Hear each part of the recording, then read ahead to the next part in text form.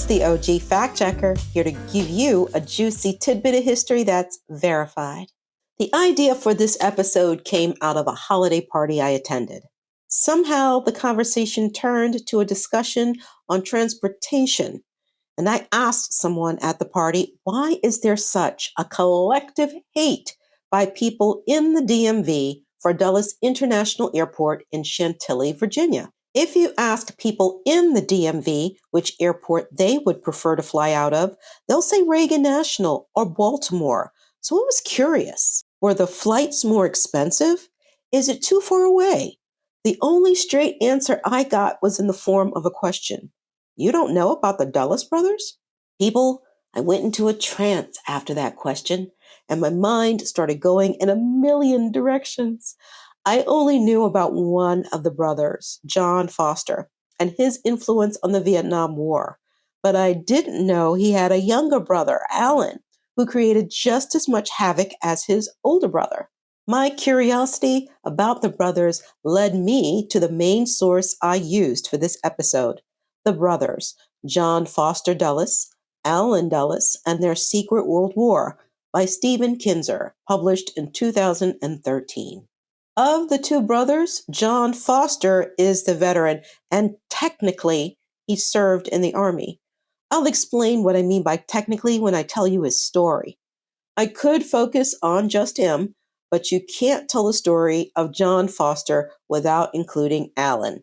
The two of them butted their nose in U.S. world affairs for about 55 years, and their loaded rhetoric and political maneuvering contributed to the cause of a world war and 2 conflicts. Moreover, they used patriotism, hate for communism, and religion to justify their manipulations as they enthusiastically lined their pockets with buku cash.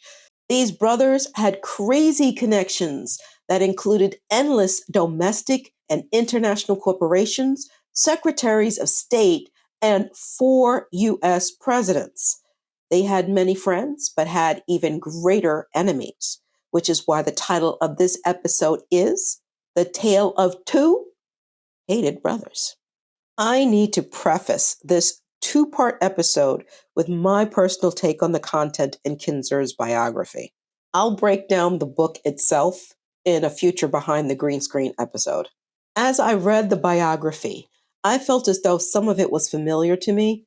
The biography, to me, outlined a political playbook created long ago that wasn't very successful, as history shows.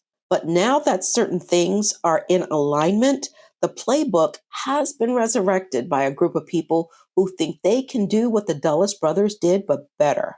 I could see parallels between the Dulles brothers' vision for America's role on the world stage and what America is experiencing currently. Kinzer's book outlines how the brothers' upbringing, money, pedigree, unlimited connections, influence, and intentions laid the foundation for multiple wars that resulted in millions of lives lost and the destabilization of foreign governments across Europe and Asia. However, there are certain bombshells that Kinzer makes without providing the full picture behind the bombshells. You know by now what I do when I have questions. I start digging deeper. My first instinct was to give you a signal, to cue you when I'm about to present a similarity.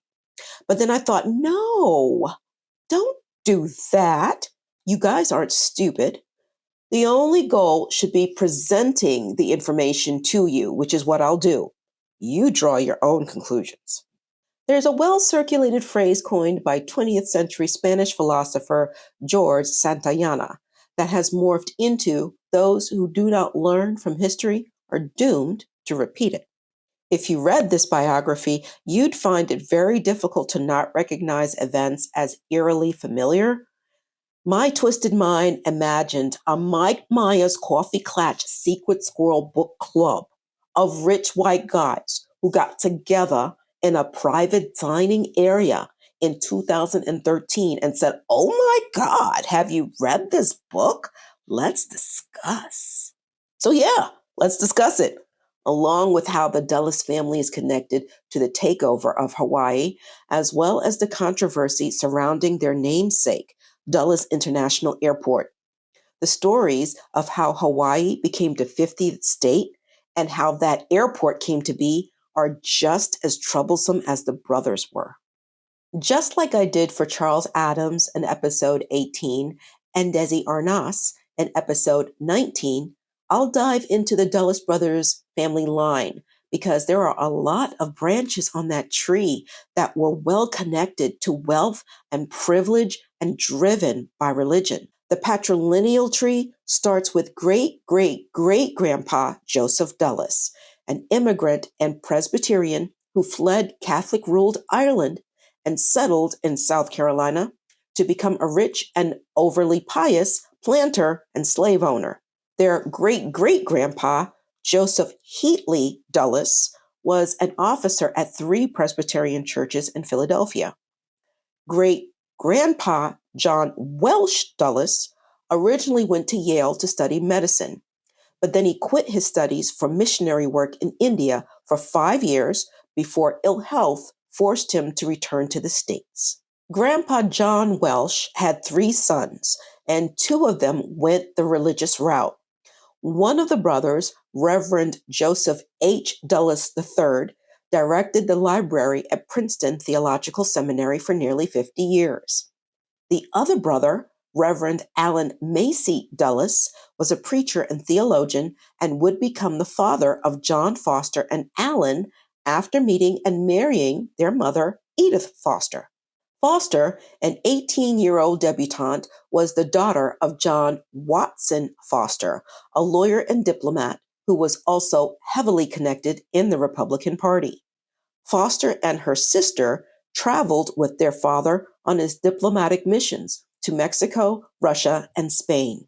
Edith met Reverend Allen during a trip through Paris, where they fell in love, and after 18 months of separation due to her father's diplomatic work, the couple reconnected and married upon her return to the States.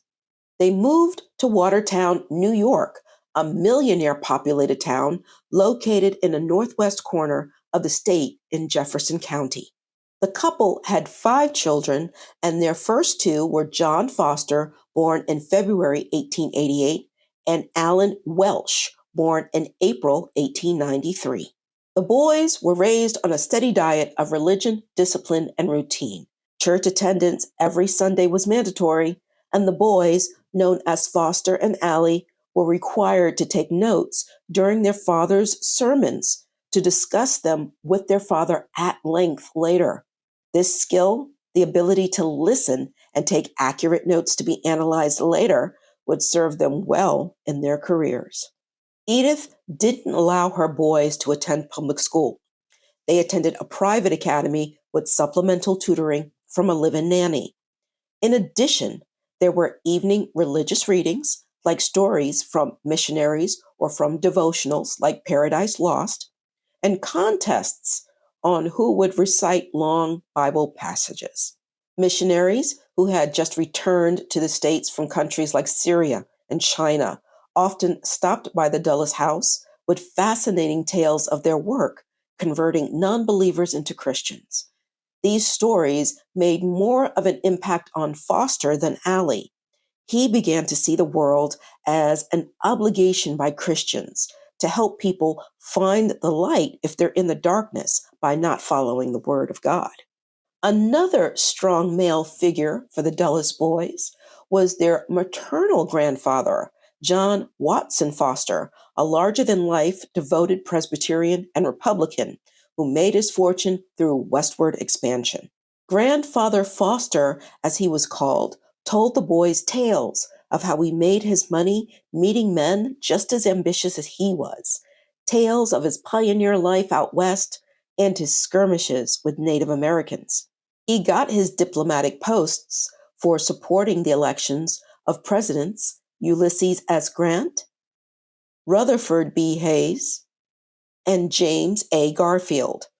He briefly served as Secretary of State for 8 months, from 1892 to 1893 under President Benjamin Harrison. but lost the post when Harrison wasn't reelected. But in those 8 months, John Watson would make his mark on history.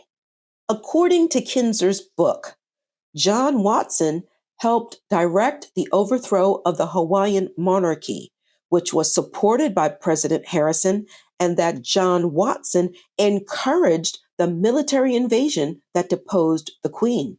My jaw dropped when I read this claim. Those are loaded statements that sort of imply that the Dulles brothers got their lessons on American imperialism from him. But then I thought, is this true?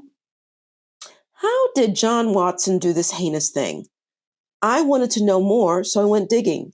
And there are a lot of things at play with the coup d'etat in Hawaii. Let's discuss it.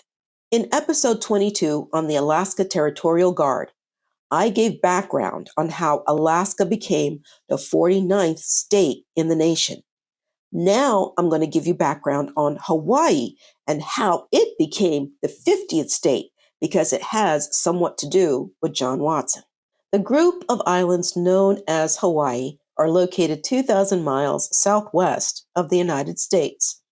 It consists of 8 islands that extend over 300 miles within an area that is 6,700 square miles. Hawaii is the largest and about the size of Connecticut, called the Big Island. The other 7 are Maui, Kaho'olawe, Lanai, Molokai, Oahu, Kauai, and Ni'iau, which is a private island. When compared to other countries that share the same latitude as the islands, the climate in Hawaii is cooler because of ocean trade winds that are cooled by a return current from the Bering Strait region. Here's an interesting fact. The largest population in Hawaii is Asian at 37%, followed by 2 or more races at 26%, white at 22%, and Native Hawaiian or Pacific Islander at 10%. And there's a small population of Blacks and Native Americans. I'll explain how the island history is responsible for shaping those demographics. The history of Hawaii is just as fascinating as Alaska's, in my opinion. It began with a migration from islands in the South Pacific in the 4th century. Wayfarers who sailed over 2,000 miles of ocean to settle on the islands of what would be called Hawaii. There were more back and forth migrations over the centuries that gradually increased the populations on the islands, and they survived by creating agricultural and aquacultural farming of the land's natural resources. This respect for the land and the sea for providing sustenance can be seen in their culture. The phrase, which translates as "the land is chief and mankind are its servants," sum up Hawaiians' respect for and honor of the land and sea as supreme life-giving forces, and the importance of environmental stewardship within the culture. As populations on the islands increased, leadership was needed, so each island had a chief. But the chiefs started squabbling over who was the top chief. It was prophesied that a male child of aristocratic lineage would rise to power and rule over all the islands. The child who fulfilled this prophecy, born between 1753 and 1758, was named Paea, which means hard-shelled crab. When his mother learned he was the chosen one, she put him in protective custody of a chief Kalani O'upu, Paea's uncle, in Halawala, a district in northeast part of the main island. This chosen child grew up in isolation, and that isolation would dictate a new name, Kamehameha, which means the lonely one. Chief Kalani O'upu, who already had a son named Kiwalau, treated Paea like a second son. He admired his nephew's strength and believed he would be the one to unite the islands. He intended to split rule of the main island between the two of them after he died, but he knew that wouldn't stop a war for control. When Kamehameha got older, the chief did something that was kind of odd from a father's standpoint. One day the chief told his nephew, Kamehameha, I'm going to send you to a guy I know who can train you up and help you build an army. Knuckle up, my boy. Get some loyal people around you who'll do anything you say and practice your fighting skills. He basically told him that when he dies, his son and all the other chiefs are going to come after him, so he needs to be ready. That's kind of messed up when you think about it. He should have been throwing all his weight behind his son. Maybe the chief did it because he believed in the prophecy and wanted to move it along. But another possibility is that he loved his nephew more than he loved his son. So Kamehameha did what his uncle commanded. He met up with his uncle's guy in South Kona, trained up, built an army. He's a warrior. And just as his chief predicted, when he died in 1782, all the chiefs went to war. On top of all this, here comes greedy, arrogant Captain Cook, who initially called Hawaii the Sandwich Islands after the man who paid for his expedition, the Earl of Sandwich. Seriously, that was the guy's name. In all that I read, it wasn't clear who helped out Kamehameha with weapons that allowed him to defeat the other chiefs.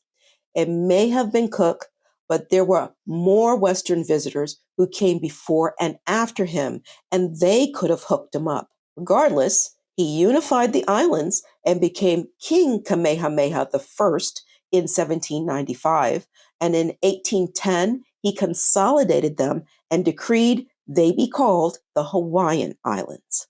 Kamehameha I died in 1819, and the crown was passed to his son, Liholiho, who became Kamehameha II. The favorite wife of Kamehameha I became Queen Consort Kaahumanu in a role within Hawaiian culture called the Kuhina Nui, and she co-ruled with Kamehameha II. And what does a Kuhina Nui do? The Kuhina Nui held equal authority to the king in all matters of government, including the distribution of land, negotiating treaties and other agreements, and dispensing justice. Anyway, things in Hawaii started to heat up when Kamehameha II took the throne. The first set of missionaries sent from the American Board of Commissioners for Foreign Mission, a Massachusetts Protestant organization, arrived on the island in 1820. This was the result of a Hawaiian named Henry Opu Kaha'i'a, who went to New England, converted to Christianity, and begged teachers at his school to come to the island. I have no idea how this kid wound up there, but he never made it back to Hawaii. He died before the first band of missionaries left for the island. The missionaries had a major problem with the Hawaiian lifestyle. They thought the Hawaiians' customs, religion, and its rituals and traditions, known as the kapu system, needed to be plucked out, root, stem, and branch, and replaced with good old Christian values. The missionaries were critical of all things Hawaiian, believing the people and culture were barbaric and hedonistic. They found the native preference for surfing over church objectionable and began preaching against Hawaiian customs and beliefs. These views were fueled by a very influential missionary named Reverend Hiram Bingham, who came with his wife to the islands during the first missionary wave and settled on Oahu to establish schools and churches. He also created a Roman alphabet based on Olelo Hawaii language, so he could translate the Bible into English to increase literacy, so more Hawaiians could read the Bible better. Bingham didn't hide his racist views about Hawaiian society, and his rhetoric amped up the urgency for more missionaries to travel to the islands. For over 40 years, missionaries from various Christian organizations spread the good word all over the islands, as well as diseases such as smallpox, whooping cough, mumps, measles, and that all-time favorite, leprosy, now known as Hansen's disease. A good portion of the island population was wiped out, but we can't blame the disease spreading on just the missionaries. As more foreigners came to the islands to do their business and whatnot with their virus-ridden bodies, they spread the love as well. However, the first ones to bring contagion to Hawaii was Captain James Cook and his crew, specifically gonorrhea and syphilis, during his 2 trips to the island in the late 1770s. Did I tell you Cook got killed on the second voyage? Remember Kamehameha's uncle, Chief Kalani O'Upu? Well, Cook tried to kidnap him in retaliation for the chief stealing one of his boats. The chief was like, "This aggression will not stand!" And his attendant, defending his chief, killed Cook. What made things even more complicated is that the Kuina Nui converted to Christianity, and she pressured her stepson, Kamehameha II, to end the Kapu system. And he did, primarily to try his hand at diplomatic relations with Britain to be recognized as a nation. He visited Britain in 1824 on a ship provided by King George IV with his favorite wife, Queen Kamamalu. Kamehameha had hoped to get an audience with King George, but the king had no interest in meeting him and was quoted as saying, "As if I would sit at the table with such a pair of damned cannibals." Good thing for King George that Britain was teeming with diseases, and Kamehameha II and his wife had no clue about immune systems. Both caught the measles and died within days of each other. In the 1820s, Hawaii started to attract big business, first through European and American whalers, merchants, and rich white Americans growing sugar, coffee, and, believe it or not, harvesting sandalwood that was in high demand in China. You can always count on greedy people to expand, and expansion meant more manual labor was needed. This time, people weren't kidnapped and enslaved. Oh no.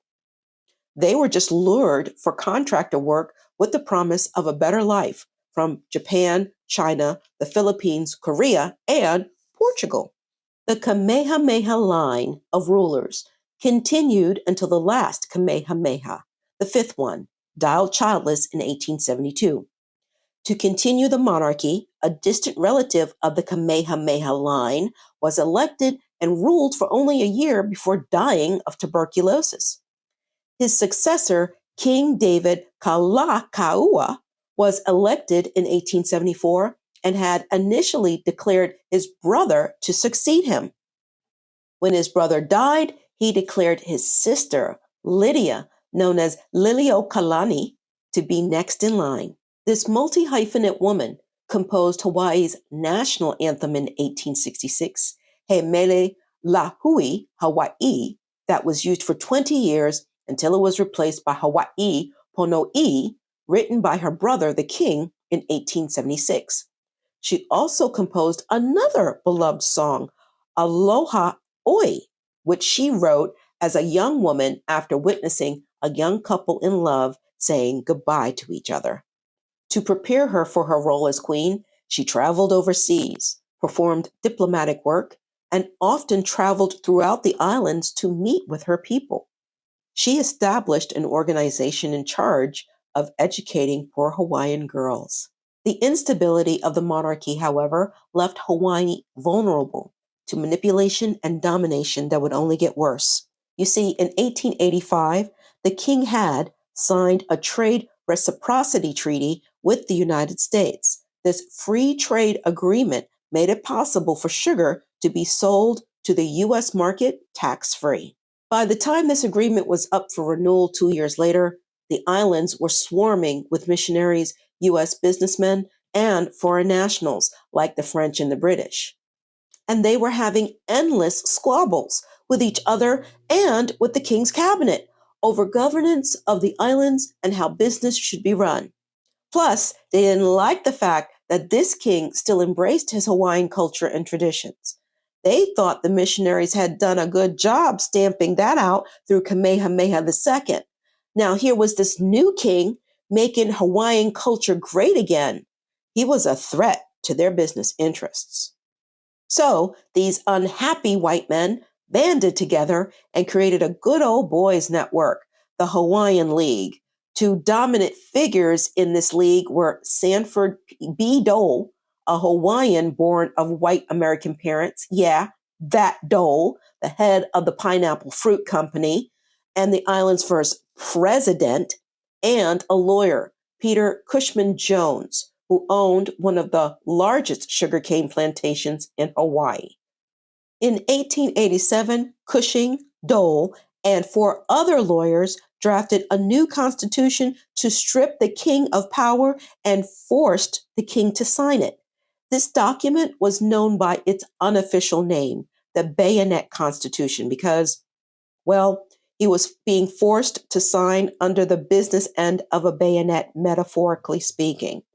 The Constitution was written to ensure white males were in control.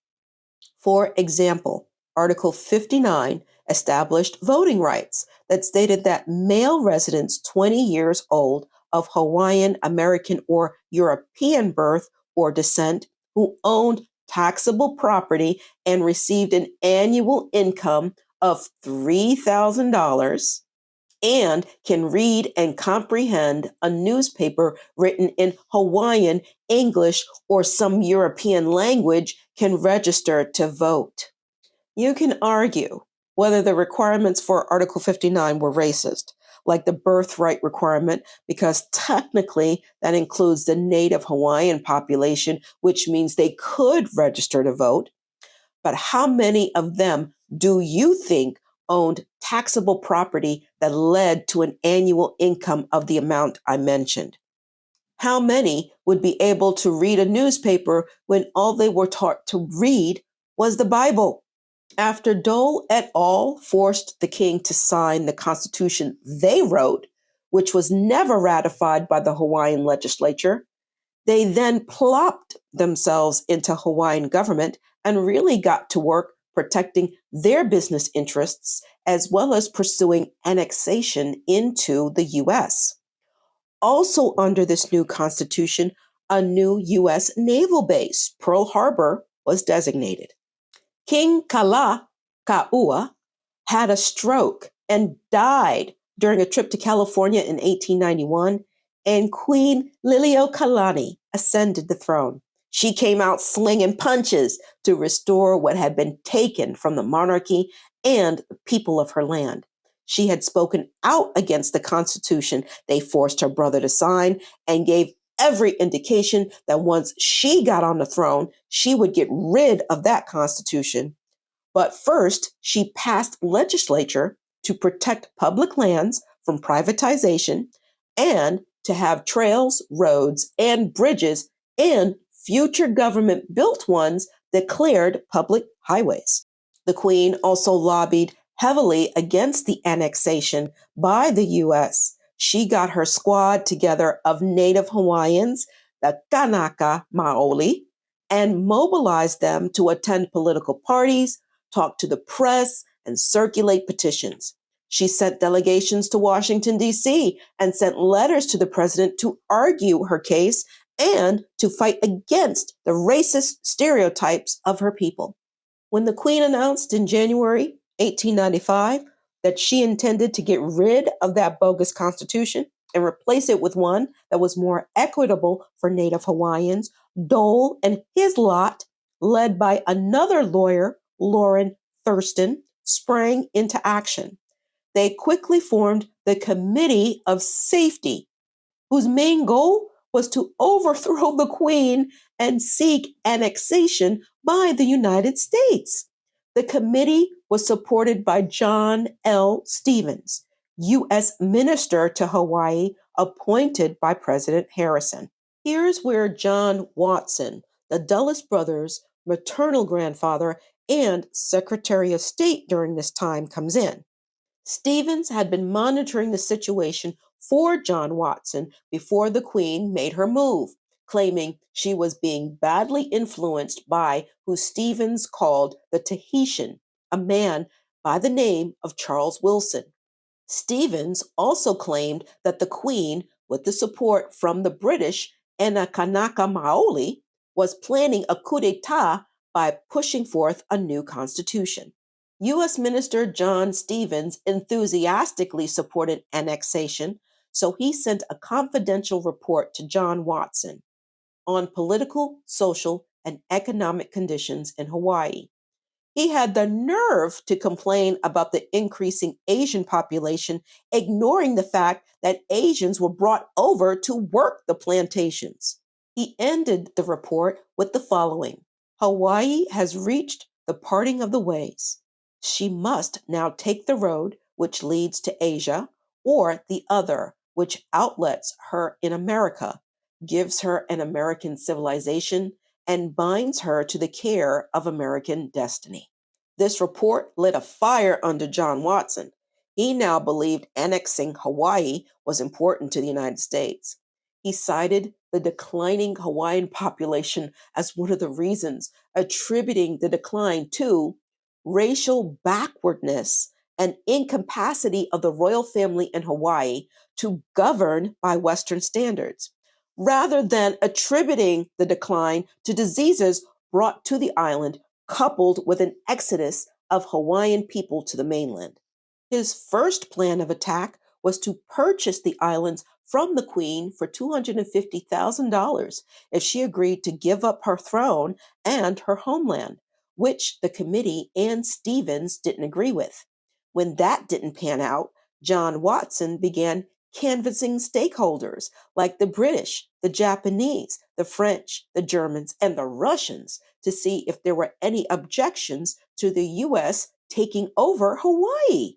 These countries were like, yeah, y'all can deal with that drama. We're fine with you taking over. Unfortunately, all the energy John Watson put into annexation was all for naught. When the Queen made her move, the committee went to Stevens and said, "We need help." Stevens's help was in the form of declaring a U.S. protectorate on Hawaii and then giving the green light for a military invasion by the Marines from the USS Boston.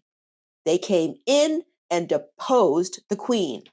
After that, lawyer Lauren Thurston and a few others from the de facto government, which was now referred to as the Commission, went to Washington, D.C. to negotiate treaties.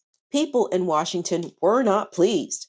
They felt Stevens's actions went against what the U.S. wanted, which was possible annexation, not bloodshed. John Watson told Stevens in a telegram that the invasion was a bad move, you overstepped your bounds, and Washington is distancing itself from this hot mess express. Stevens refused to see Watson's telegram as a chastisement, standing by his decision to violently overthrow the Queen. But this didn't stop John Watson from trying for annexation again, which the Senate wasn't interested in supporting because of the coup. John Watson's goal at this point was to submit a treaty that didn't trigger the Senate and jeopardize approval for annexation. So he eliminated some of the commission's demands, such as requesting cable be laid to Honolulu, expanding and improving Pearl Harbor, a bounty or tax on sugar, and an exemption from the Chinese exclusion law for their contract labor. What did they mean by an exemption on the Chinese exclusion law? Here's what that's all about. Congress, along with President Chester A. Arthur, passed the Chinese Exclusion Act of 1882.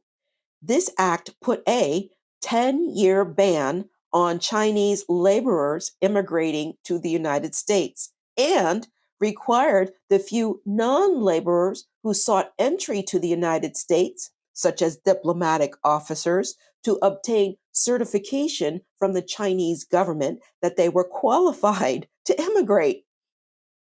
But this group found it increasingly difficult to prove their status because the 1882 Act defined laborers as skilled and unskilled and Chinese employed in mining. On top of this ambiguous requirement, the Act also set out new requirements for Chinese trying to re enter the country by forcing them to get certified. And the ultimate slap in the face, this act gave Congress the power to ignore the rights of state and federal courts to grant resident alien Chinese citizenship. That act expired in 1892, but Congress extended it for another 10 years under a different act, the Geary Act, which was made permanent in 1902. This act added another restriction: registration and certification. If these two things weren't complete, the person faced deportation. The Geary Act wasn't repealed until 1943 during World War II. So that's what the Hawaiian Commission wanted, and John Watson said no to most of it, and hell no to the tax on sugar. Don't push your luck. He sent a draft of the treaty to the commission and said, "This is the best that I can do." At first, they rejected it, but then the commission talked it out, came back to the table, and said, "All right, we agree, but with a few modifications. We still want that exemption from the Chinese Exclusion Act, and we want some other stuff that we think will calm people down after that unfortunate invasion business." After some back and forth, a compromise was finally reached, but then a wrench was thrown into John Watson's plans. A representative of the Queen, a lawyer named Paul Newman, sent a telegram to John Watson from San Francisco that said, "Hey, I'm on my way to see you. Negotiating with the people who deposed the Queen is pretty rude. People are talking about how you're not considering the Queen's position, and now the public is suspicious on your motives. We'll chat soon." Luckily, Stevens had warned John Watson beforehand, whispering in his ear how unscrupulous this old friend of the family was, and that he was probably going to push to restore the Queen to the throne and negotiate a cash settlement. And John Watson is like, "Shit. That's the last thing I need right now."